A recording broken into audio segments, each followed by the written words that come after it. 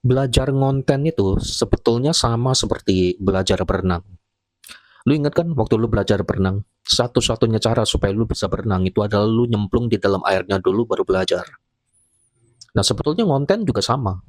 Lu seharusnya itu bikin video pertama dulu, setelah itu baru pelan-pelan belajar bagaimana caranya bikin konten yang bagus, bagaimana caranya lu ngomong yang bagus dan topik apa yang paling diminati orang. Nah, pelan-pelan lu belajar. Itu seharusnya seperti itu. Tapi gue juga ngerti. Jadi gini, lu pertama, orang itu kebanyakan ya sebelum konten itu dia terbentur pada pemikiran itu seperti takut gagal. Kalau gue dulu begitu. Gue pertama kali konten juga begitu. Ada rasa gimana ya? Karena kita nggak familiar, kita jadinya itu serba ragu dan keraguan itu memakan waktu itu sangat lama. Gue jujur ya, gue udah pengen konten itu dari tahun 2020 waktu pandemi, 5 tahun yang lalu. Tapi gue butuh 5 tahun sampai tahun 2025 kemarin gue baru bisa break dari comfort zone-nya gue. Baru mulai bikin video pertama. Dan video pertama gue itu gagal. Gagal, nggak ada yang nonton. 1 sampai 11 itu nggak ada yang nonton sama sekali. Tapi setelah itu gue change caranya. Nih gini, kalau memang ya kalian itu betul-betul ingin jadi content creator, lu orang itu harus mulai dari memecahkan zona nyaman kalian dulu. Kalian itu harus keluar itu dari zona nyaman dulu. Itu yang nomor satu. Lu bikin video mengenai apapun yang di sekeliling lu. Entah lu itu mau coba bikin pakai AI, entah itu lu mau bikin video mengenai keadaan lu sehari-hari, atau kalau misalnya lu adalah tukang gitu, maksudnya kerajinan tangan lu hebat, lu bikin aja video mengenai itu. Kalau lu jago masak, lu bikin video mengenai lu masak.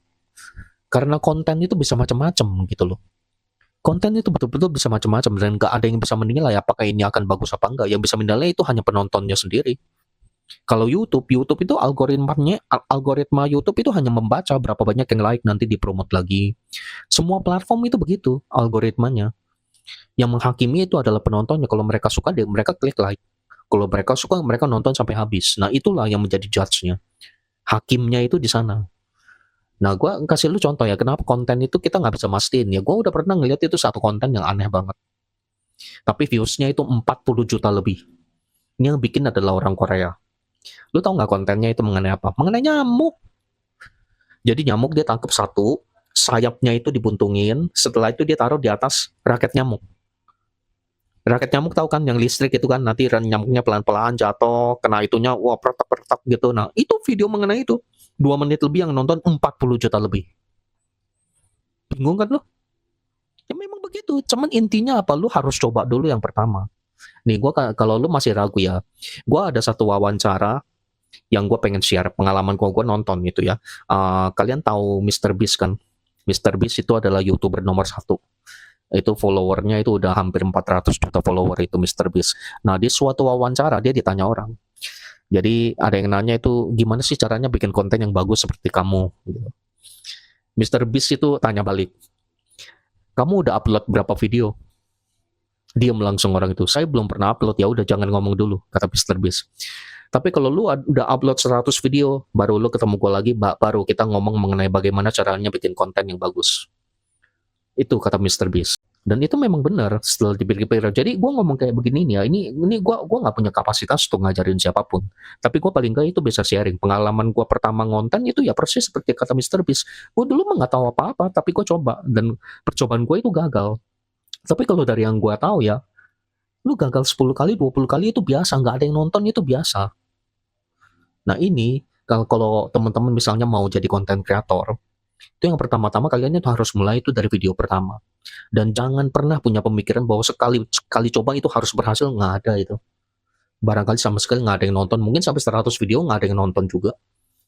Tapi setelah kamu coba satu video, paling nggak kamu itu mentalnya itu kamu udah keluar dari zona nyaman kamu dulu. Nah itu yang paling penting. Setelah itu baru pelan-pelan kamu perbaiki videonya. Nah ini kembali lagi kepada teman-teman, kalau benar kalian ingin jadi konten kreator, bikin aja dulu video yang pertama. Bisa mengenai apa aja, apapun bisa menjadi konten, apapun bisa. Kalau kamu adalah orang yang lucu, apalagi itu lebih lebih bagus lagi bikin orang ketawa. Itu menurut saya konten yang humor itu udah yang paling laku. Karena itu nggak mengenal batas kalau humor. Jadi kalau misalnya teman-teman mau jadi konten kreator, itu langkah pertama yang paling penting itu memecahkan zona nyaman kalian. Itu langkah pertama yang Nah, ini anggap aja ini sesi pertama. Kalau misalnya teman-teman itu ya mau nanya apapun itu silahkan tinggalkan komen aja dulu. Ya, langkah pertama, coba bikin dulu satu video. Break dari comfort zone kalian. Ya,